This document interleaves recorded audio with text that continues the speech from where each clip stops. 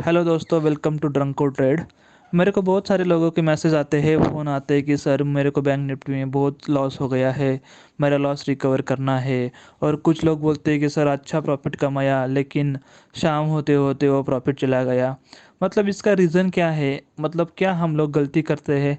इसके लिए मैं एक वीडियो प्ले करने वाला हूँ यहाँ पे। आप ध्यान से उस वीडियो को समझना और देखना, फिर उसके बाद हम लोग नेक्स्ट टाइम बात करेंगे इसके ऊपर। Jean Jacques Roger said that patience is bitter but its fruit is sweet। यानी कि सब्र का फल मीठा होता है। कोई रातों रात अमीर नहीं बन जाता, कोई रातों रात महान व्यक्ति नहीं बन जाता, और ना ही कोई रातों रात अपनी मंजिल पा जाता है। इसलिए कहा गया है पेशेंस इज बिटर। जब हम किसी चीज़ को पाने के लिए जो धीरज रखते हैं उस वक्त हमें बहुत कठिनाइयों का सामना करना पड़ता है, लेकिन उन सब कठिनाइयों को पार करके जब हम फल लेने पहुंचते हैं तो वो फल बहुत मीठा होता है।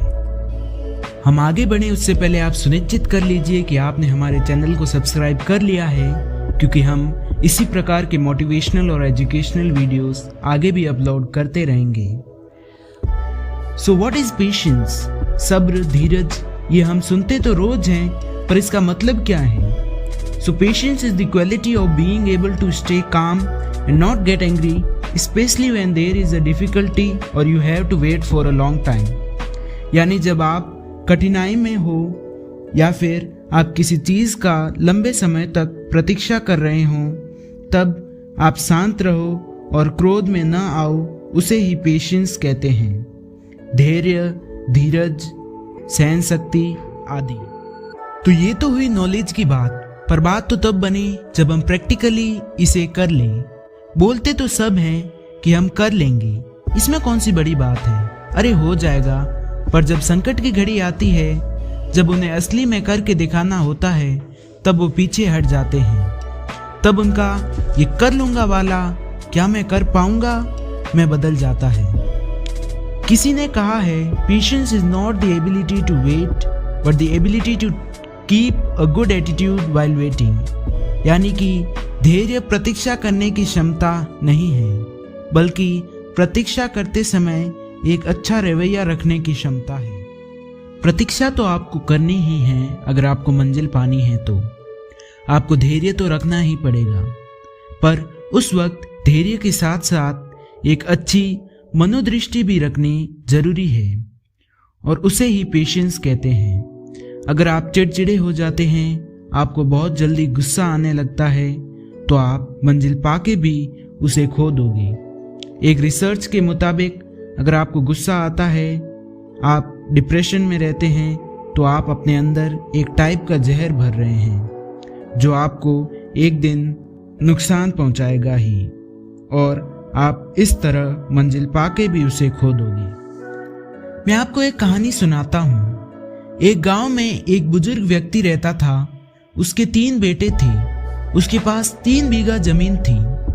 उसने एक दिन अपने तीनों बेटों को बुलाया और बोला, अब वो बुजुर्ग हो गया है और वो अभी कुछ काम नहीं कर सकता। उसने बोला कि उसके पास एक बहुत ही कीमती चीज है और वो अमूल्य है, और वो चीज उस बेटे को दी जाएगी जो उसके लायक होगा। इसके लिए उसने तीनों बेटों को 10-10 बीघा जमीन बांट दी और बोला, जो 10 वर्ष में इस जमीन की मदद से इज्जतदार और अमीर व्यक्ति बन जाएगा, उसे वो उपहार के रूप में वो कीमती चीज देगा।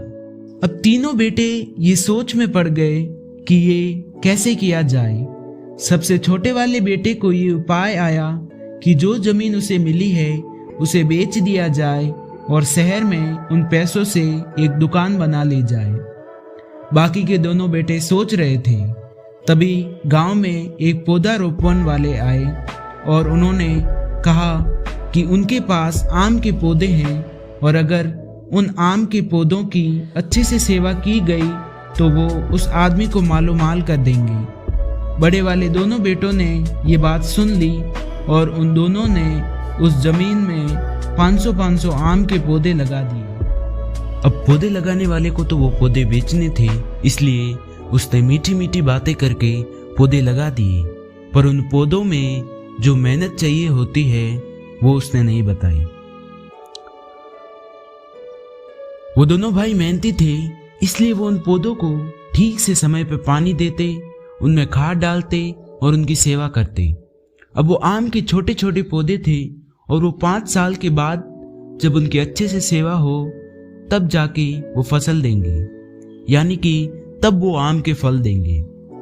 छोटे वाले बेटे ने तो जमीन बेच के शहर में दुकान ले ली और वो दोनों बड़े वाले बेटे आम की खेती में लग गए। 2 साल बीत गए, छोटे बेटे की दुकान अच्छे से चलने लगी और वो मालो माल हो गया। पर वो दोनों अभी तक उन आम के पौधों की सेवा ही कर रहे थे और वो 1 भी रुपया नहीं कमा पाए थे।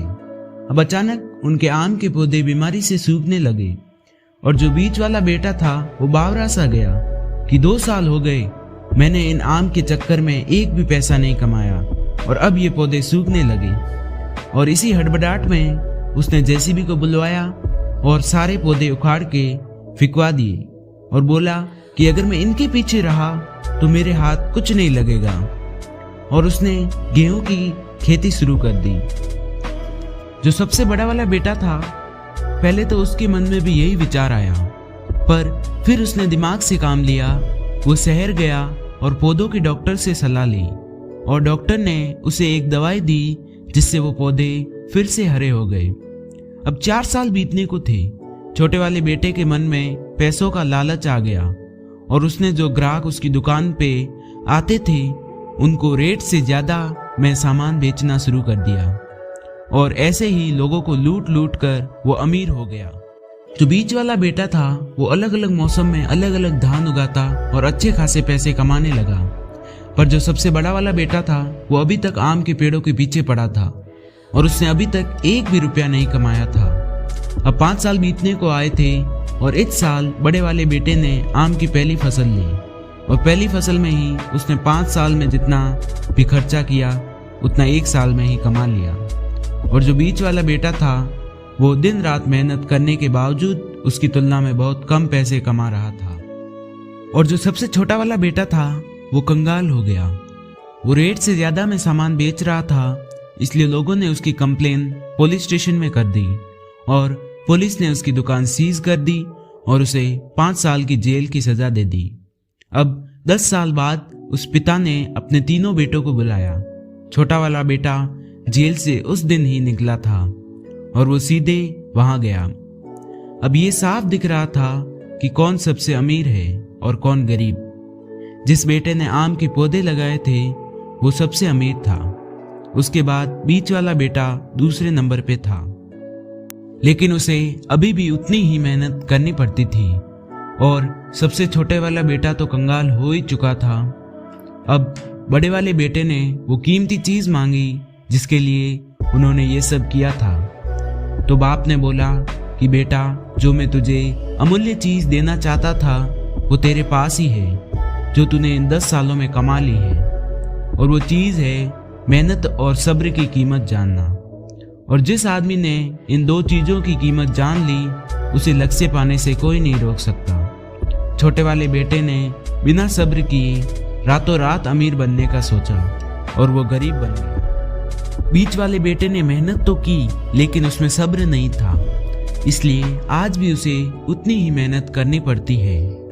बड़े वाले बेटे ने मेहनत के साथ साथ धीरज भी रखा और इसलिए आज वो बैठे बैठे पैसे कमा रहा है। इसलिए कहा गया है, sometimes what a person needs not a brilliant mind that speaks but a patient heart that listens. जिसका सरल भाषा में ये मतलब है कि इंसान को एक शानदार दिमाग के साथ साथ धैर्यवान दिल भी चाहिए जो सबको सुने। अगर आपको हमारी वीडियो अच्छी लगी हो तो वीडियो को लाइक कर दीजिए और साथ ही कमेंट बॉक्स में अपने रिव्यूज़ हमारे साथ शेयर कीजिए। अगर आपको हमारा चैनल अच्छा लगा हो तो चैनल को सब्सक्राइब कर दीजिए। अगर आप हमारे चैनल को सब्सक्राइब करेंगे तो हमें भी मोटिवेशन मिलेगी कि हम आगे भी इसी तरह की वीडियो डालते रहें। So like, comment, subscribe. धन्यवाद।